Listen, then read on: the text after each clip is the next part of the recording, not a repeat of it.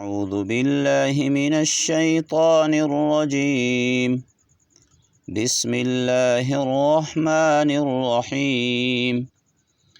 الذين إن مكناهم في الأرض أقاموا الصلاة وآتوا الزكاة وأمروا بالمعروف ونهوا عن المنكر ولله عاقبة الأمور. وإن يكذبوك فقد كذبت قبلهم قوم نوح وعاد وثمود وقوم إبراهيم وقوم لوط وأصحاب مدين. وكذب موسى فأمليت للكافرين ثم أخذتهم فكيف كان نكير. فكأي من قرية أهلكناها وهي ظالمة فهي خاوية على عروشها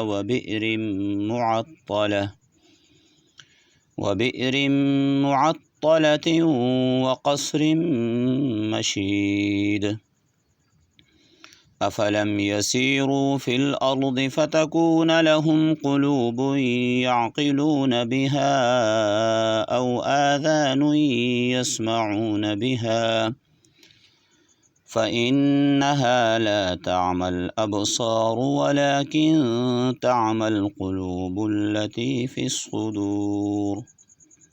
ويستعجلونك بالعذاب ولن يخلف الله وعده وإن يوما عند ربك كألف سنة مما تعدون. وكأي من قرية أمليت لها وهي ظالمة ثم أخذتها وإلي المصير. قل يا أيها الناس إنما أنا لكم نذير مبين. فالذين آمنوا وعملوا الصالحات لهم مغفرة ورزق كريم. والذين سعوا في آياتنا معاجزين أولئك أصحاب الجحيم. وما أرسلنا من قبلك من رسول ولا نبي إلا إذا تمنى ألقى الشيطان في أمنيته فينسخ الله ما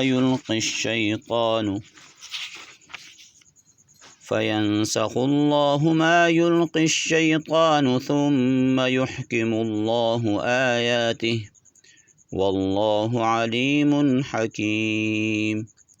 صدق الله العظيم.